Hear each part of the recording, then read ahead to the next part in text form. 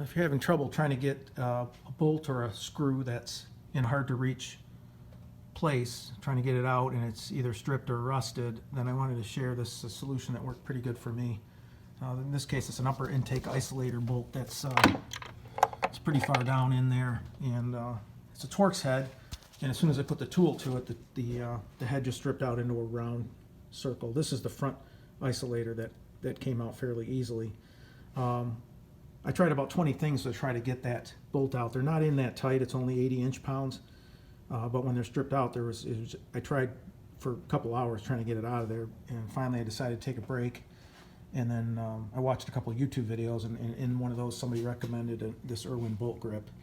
And so I went down to Lowe's and I picked that up, and I opened the clamshell just enough to get the smallest one out because I wanted to make sure that it would work with the size of the screw I had. And just by hand pressure I put it in there and saw how tight it would grip on there. And in the process it actually took a little chunk out of the top of the screw just from hand pressure. So I figured that would grip on pretty good. I don't know how long these things will last, but it took that screw out in about 10 seconds. You just got to put a lot of downward pressure so that this little pattern grips onto the top. And even though this is meant for bolts and this is a screw, it still was able to do it anyway because of the shoulder shape, I would imagine. So that's what worked for me. And I also picked up one of these speed out just in case this didn't work. This is not as good because they're hard to.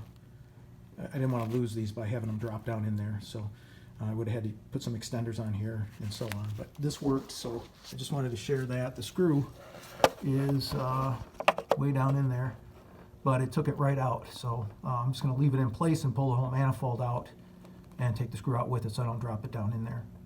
But that worked for me, so if you're having that problem, I recommend trying out this little tool here. Thank you.